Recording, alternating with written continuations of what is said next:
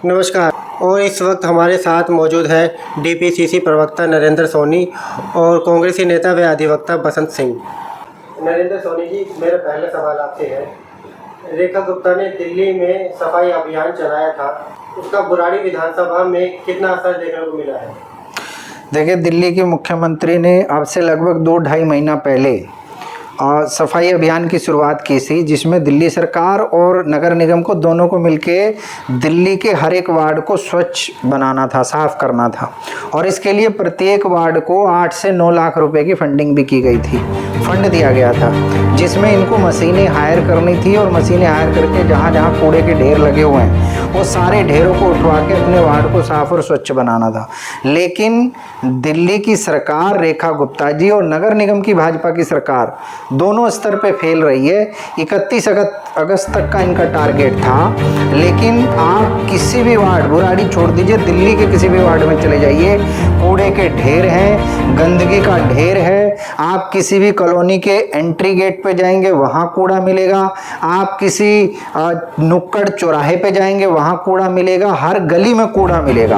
और गंदगी का अंबार इस कदर फैला हुआ है कि मलेरिया और डेंगू का खतरा बना हुआ है दिल्ली के ऊपर। और इस बार यदि ये सफाई ठीक से नहीं हो पाई तो मैं समझता हूं कि दिल्ली को मलेरिया, चिकनगुनिया और डेंगू जैसी भयंकर बीमारियों का सामना करना पड़ सकता है। और ये सब कुछ होगा भाजपा की दोनों स्तर की जो सरकार है, नगर निगम और दिल्ली सरकार, दोनों की नाकामी की वजह से ये होने वाला है। इनके पार्षद भी नाकाम, इनकी सरकारें भी नाकाम है। बसंत जी, बुराड़ी के विधायक संजीव झा को उनके कार्यकर्ता विकास पुरुष कहते हैं, इस बारे में आपका क्या कहना है? सबसे पहले तो नमस्कार, सभी दर्शकों को भी नमस्कार। बुराड़ी विधानसभा की जो हालात है काफ़ी दयनीय है और कार्यकर्ता तो भले ही उनको विकास पुरुष कहें चाहे महापुरुष कहें, लेकिन ये ना तो कोई विकास इन्होंने किया है, इन्होंने किया कुछ है बुराड़ी विधानसभा में तो भ्रष्टाचार किया।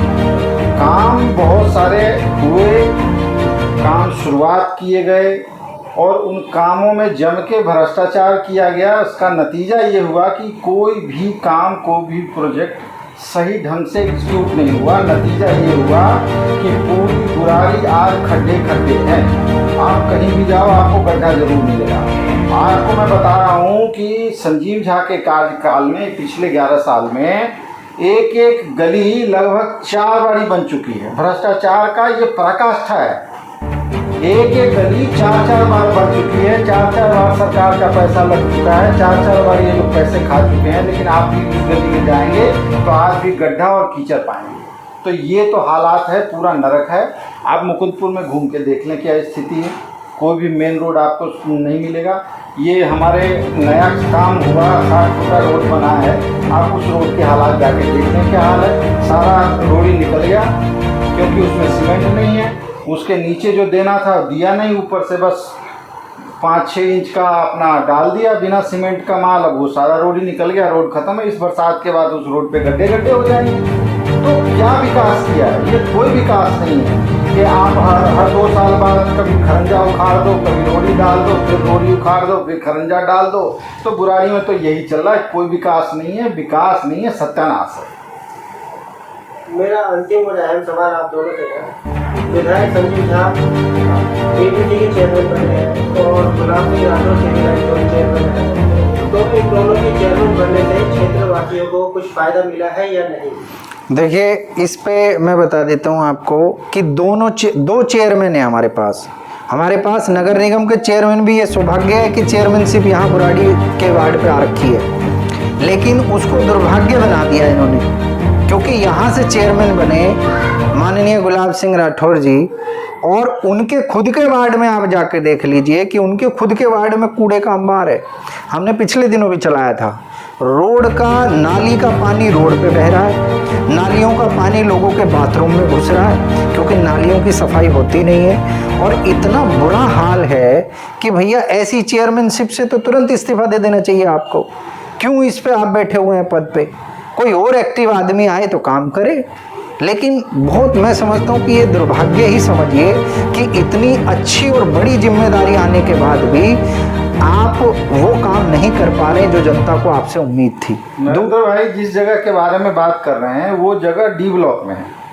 आप ये समझिए कि गुलाब सिंह राठौर वहाँ के चेयरमैन हैं पूरे जोन के और उस वार्ड के पार्षद हैं।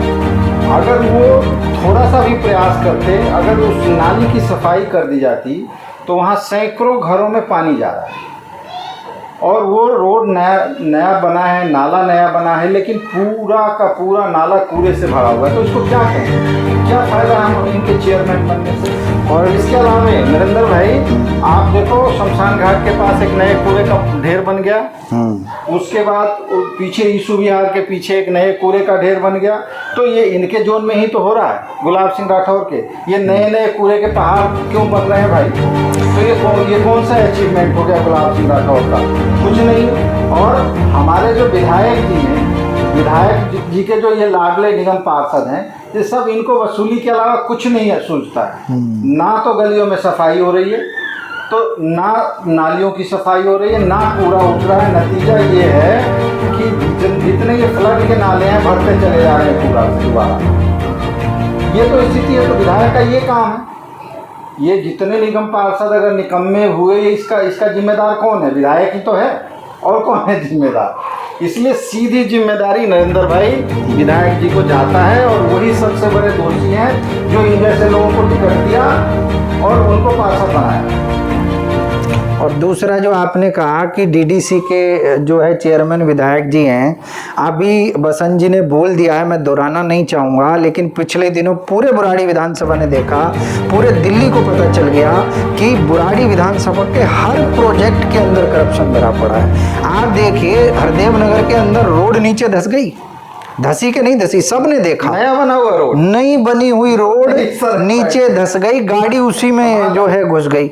इसके अलावा आप पुस्ते पे चले जाइए, जिस पुस्ते का श्रेय विधायक भी ले रहे थे, जो उस पुस्ते का श्रेय सांसद भी ले रहे थे मनोज तिवारी, वो भी घूमने आए थे कि ये पुस्ता हमने बनाया। विधायक कहते थे हमने बनाया, सांसद कहते हमने बनाया।